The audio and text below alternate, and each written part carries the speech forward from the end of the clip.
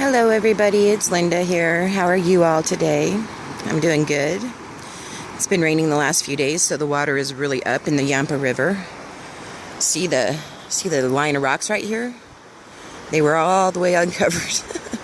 And now they're all the way full again. I'm pretty impressed about how much rain we've gotten. So the water levels are all up. And we're all doing good. I wanted to talk to you all about ascension today. Not ascension.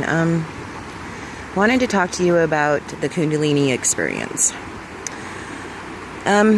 Because I haven't actually talked to anybody that really has had one.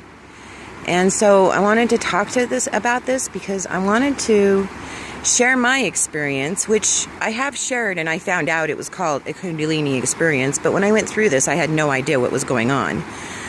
It was 4 years ago, and I had, all of a sudden, like in the month of October, I had gotten like really spiritualized.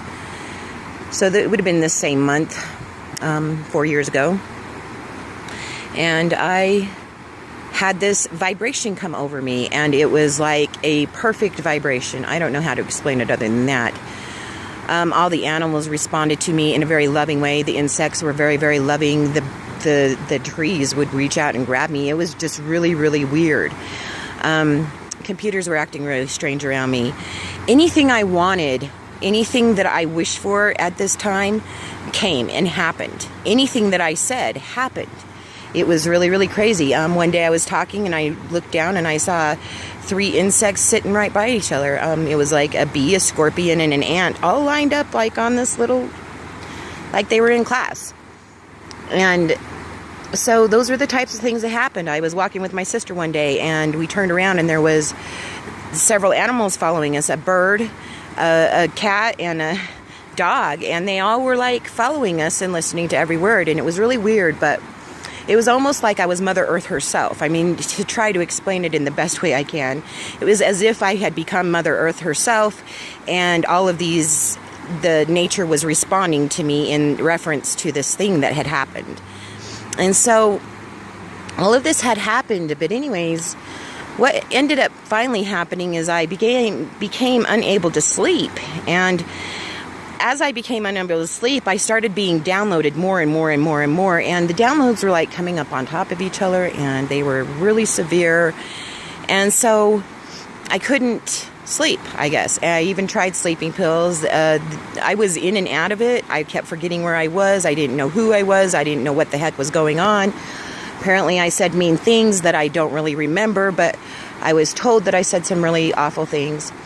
And then, because it started getting really bad, the less I slept or whatever, and I couldn't sleep. I closed my eyes and tried to sleep. This one night I had taken a couple of sleeping pills and I thought I had achieved sleep. Apparently I hadn't, and I got into the vehicle and drove down the road and drove through a big red garage door of a business. It was the car barn in Fruita, Colorado, and it was a car business, and they used to have a commercial on TV that said, come to the car barn, the one with the big red door. Well, that's why they had the big red door. Well, they didn't paint it red again after this incident, and they took that part out of their ad. But anyway, so maybe they think that attracted me. I don't know. And maybe it did. It was a big red door. But anyway, so I had this happen, and I got out of the car. I thought I was flying. I thought I was having a dream. And in my version of the dream, there was no car. I was just flying, and I threw into this garage, and then I had to get out of the garage. So I walked out of the garage, and I was running down the road without my shoes because I didn't have any shoes on. And I saw some business doors or whatever, glass doors or whatever, because there was a line of businesses going on the side of the road. And so I looked in the business door to see my next clue, I guess. I was looking for clues or answers. What do I do next? And I saw on the sign, it said, turn around, there will be a white van, and it will approach and it will help you. Turned around, and there was a white van that pulled up. And so I went and asked for help. It was the newspaper lady. And it was about 2 o'clock in the morning. And she called the cops, and the cops came. And the cop came, and I swore not to say anything. But then I did say a whole bunch of stuff. Later on in the report, I found out I said all kinds of things that I didn't believe that I was going to say. But anyways, I had reminded myself to shut up and stuff. But later on in the report, it said that I had said that Bruce Willis and Kevin Costner were looking for me. They needed me for movies. I said that Angelina Jolie and Brad Pitt were my parents, and they were looking for me also. And then I also said that Amelia Earhart was the last oracle, and I'm the oracle now. Now, this may sound really crazy and such, and I was whacked out when all of this happened, but I'm taking it as a sign, because ever since then, there's been some other stuff that's happened since that has led me to believe that certain things are going to come to be. And I have also found out lately that Amelia Earhart is, in fact, me, and a previous life that I had.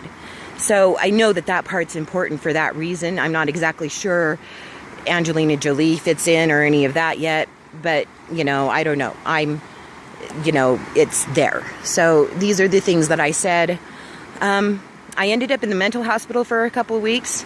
They sent me to the hospital and did a bunch of tests. There was nothing in my system. They didn't even find the sleeping pills in my system, so that's why I'm bringing that up, because I think that's a little strange, because I really did take sleeping pills.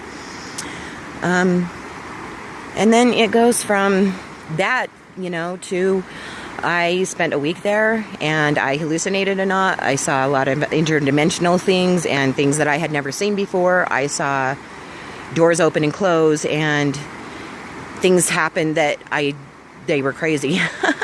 But anyway, so, and this was all why I was coming out of it and coming back to, because they had put me on some very harsh drugs, which made my nose bleed and such.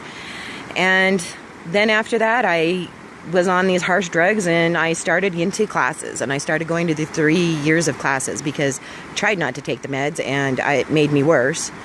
So I started taking the meds again, and then eventually I ended up on 3 more meds just to counteract stupid side effects from the first 3 meds. It was crazy, but anyways. So this was my experience, and this happened exactly on November 2nd of 2011.